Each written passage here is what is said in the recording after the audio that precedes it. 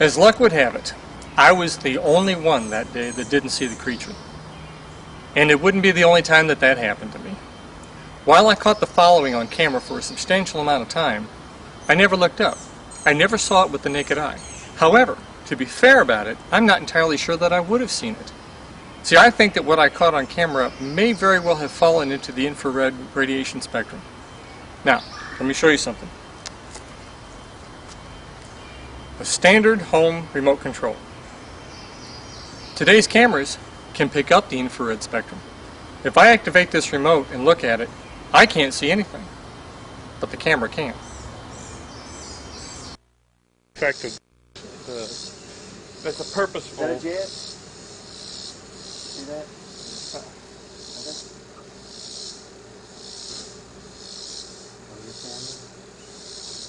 Oh yeah.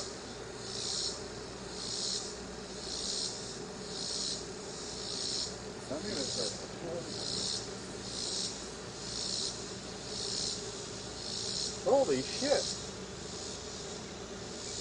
That's not a jet.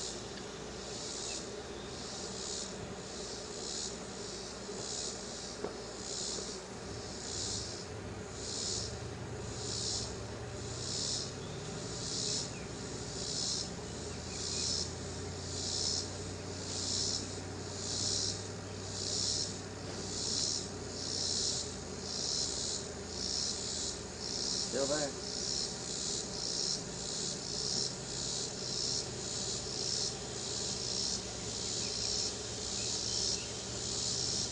That looks so much like the tape I got sent from the scout in Baltimore, Maryland. It's a whole lot like that. I haven't seen one quite like that. Come back, come back, come back. Yep. It did. It's a CE5. It's interactive.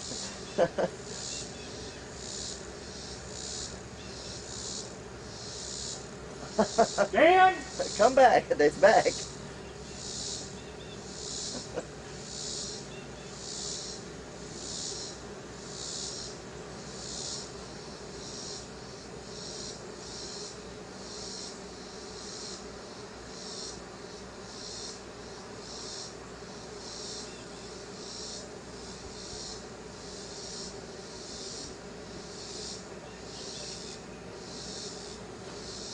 Stay. Still there? Yeah. It went away a couple times. I told it to come back. It came back. Holy shit! That's what I said.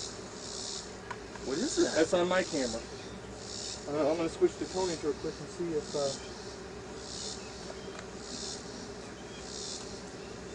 Okay, Tony, pull yours back to equal mine. I mean, unzoom? Zoom back.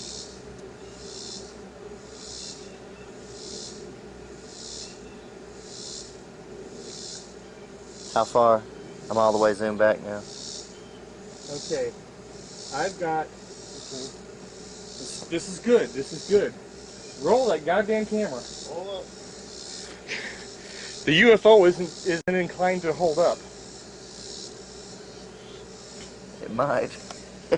Okay, I've pulled back further this way. Now we're going to see.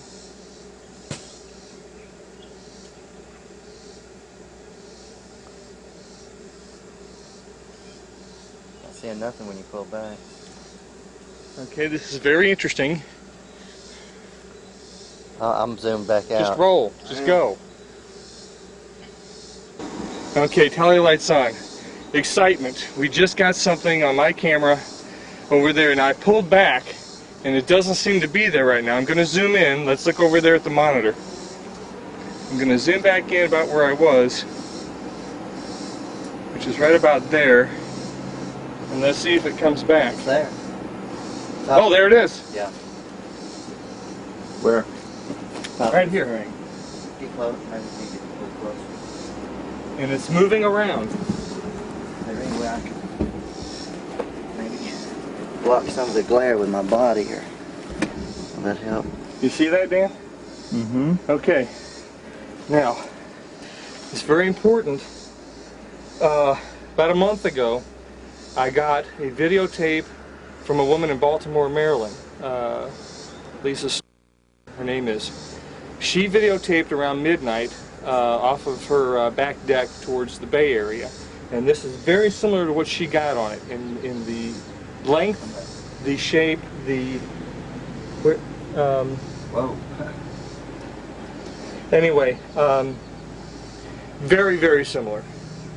Now, needless to say, as we're taping here, what you're seeing, we also have tape running in my camera, so we definitely have this without the television screen around. Okay, we now have comparative footage of what seems to be a very similar object. And what's interesting at this point, Tony doesn't seem to be getting it on his camera. I'm going to switch to Tony's camera here with the switcher. It's off yours too now, though. Yeah, okay.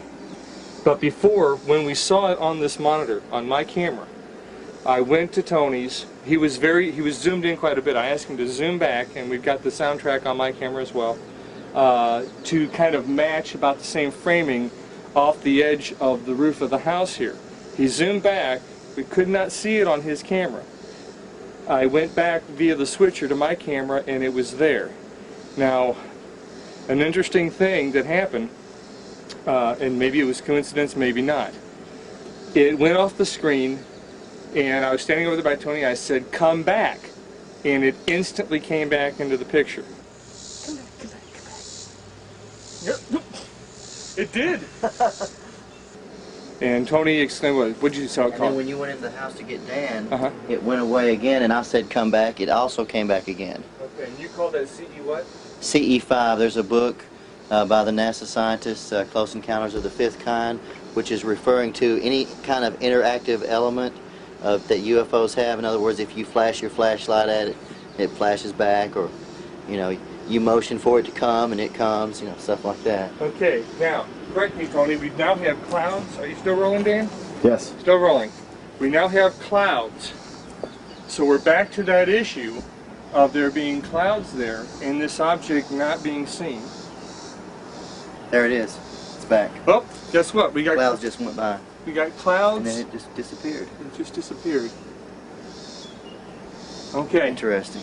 Now what's very important to understand about what we just saw, what we just witnessed, is sun flare does not move all over the place. Sun flare is not that intensely of an isolated item that stays the same length and kind of travels around and then zips off the There screen. it is. It's back. It's definitely a self-illuminated Okay. object.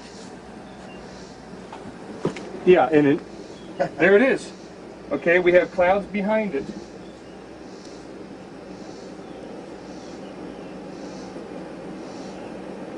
Wow.